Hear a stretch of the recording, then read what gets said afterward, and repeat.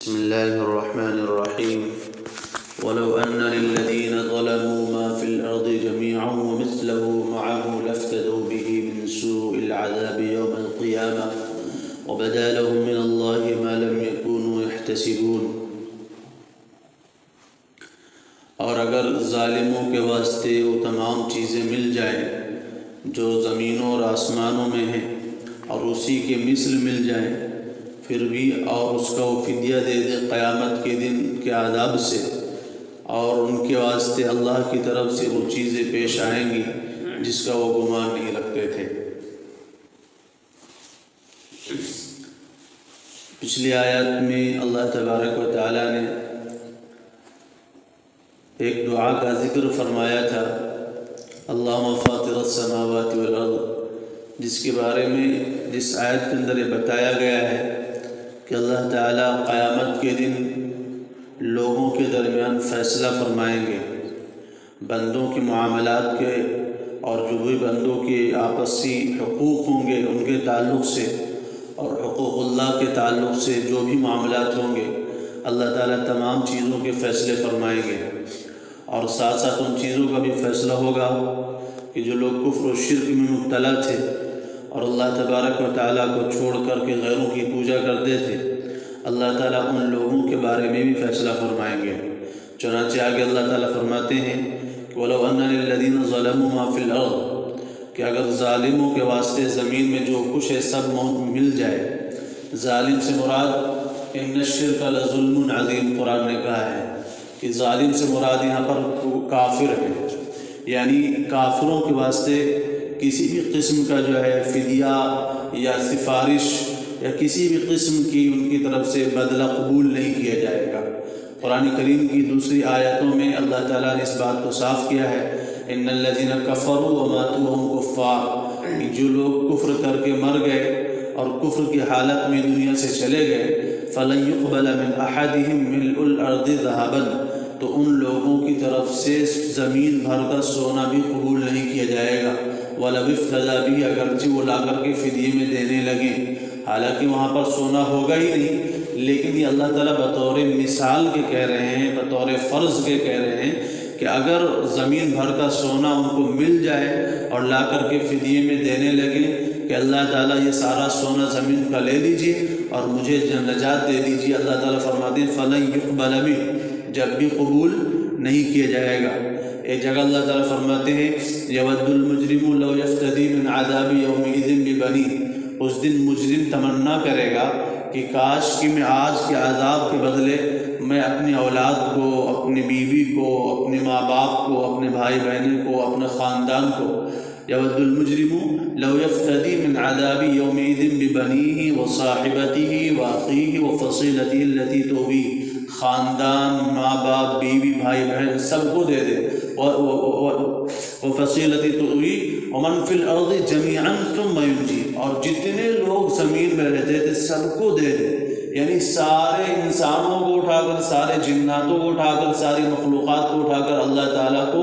حوالے کر دے کہ اللہ تعالیٰ ان سب کو لے جا کر کے جہنم میں ڈال دو اور مجھے جنت میں پہنچا دیجیے، مجھے جہنم سے نجات دیجیے۔ تو انسان کی یہ صورتحال ہوگی، انسان کی یہ کیفیت ہوگی کہ انسان کا تمنا کرے گا، کوشش میں لگا رہے گا، اور انسان کی یہ چاہت ہوگی کہ میں ساری زمین اور آسمان والوں کو اللہ تعالیٰ کو دے دوں کہ ان سب کو جو ہے جہنم میں ڈال دیجیے، صرف تنہ تنہا مجھے جنت میں داخل کر دیجیے۔ پھر بھی اللہ تعالیٰ کہتے ہیں کلا، ہرگز ایسا نہیں ہوگا، انہا لظیٰ، جہنم کی آگ تو جو ہے کھالوں کو جھلسا دینے والی ہے، نزاعۃ للشویٰ، وہ شعلے والی آگ ہے جو کھالوں کو جھلسا دے گی، تدعو من ادبر وتولی، وہ ہر ظالم اور متکبر کے پیچھے پڑ جائے گی۔ تو بہرحال اس آیت میں بھی اللہ تعالیٰ وہی بات فرما رہے ہیں کہ اگر ظالموں کے واسطے زمین میں جو کچھ ہے وہ مل جائے، وَمِثْلَهُ مَعَهُ، اور اس کے ساتھ ساتھ اتنا اور مل جائے، یعنی جتنا زمین میں خزانے ہیں، روپیہ پیسہ، سونا چاندی، جو کچھ بھی ہے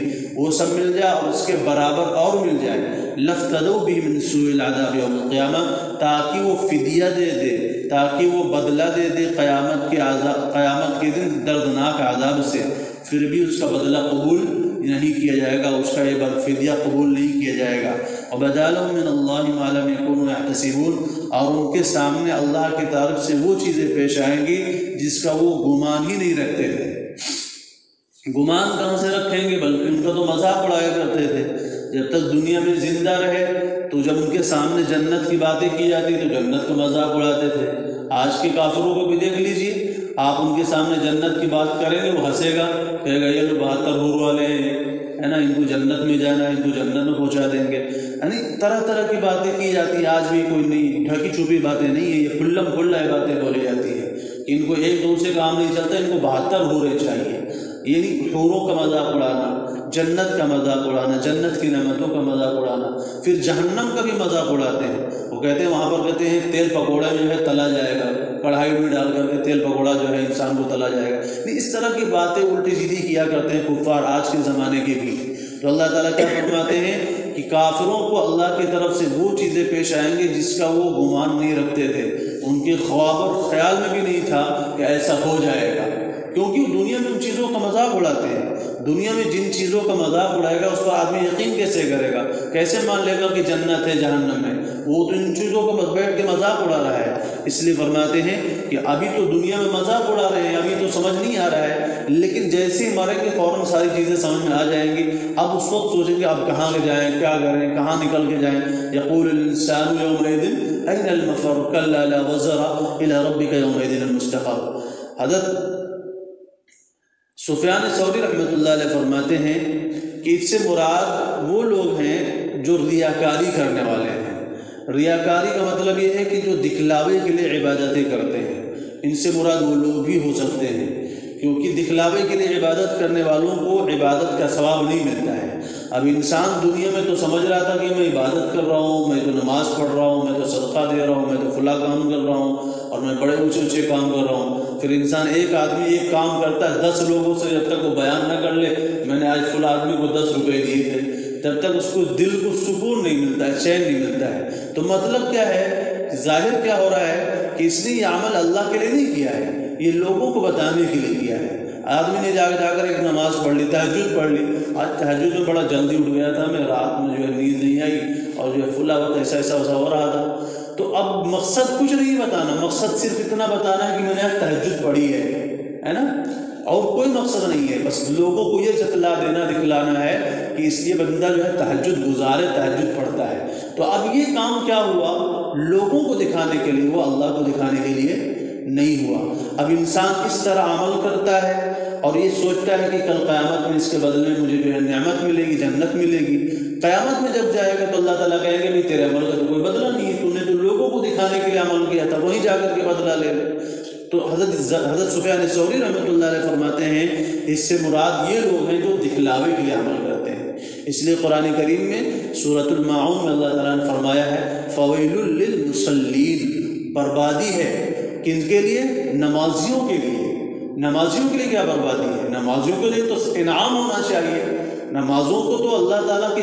نعمت اور راحت اور اللہ کی رضا اور خوشنودی ملنی چاہیے، اللہ کی جنت ملنی چاہیے۔ قرآن کیا کہہ رہا ہے، نمازیوں کے لیے بربادی ہے۔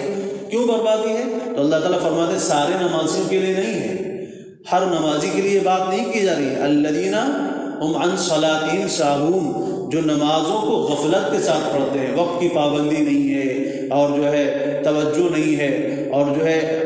اخلاص اور للہیت نہیں ہے۔ الذین ہم یراؤون، جو دکھلانے کے لیے نماز پڑھتے ہیں۔ قرآن کیا کہہ رہا ہے، الذین ہم یراؤون، جو دکھلاوے کے لیے نماز پڑھتے ہیں، ان نمازیوں کے لیے اللہ تعالیٰ کہتے ہیں بربادی ہے۔ فرماتے حضرت محمد بن منکدر رحمۃ اللہ علیہ تعالیٰ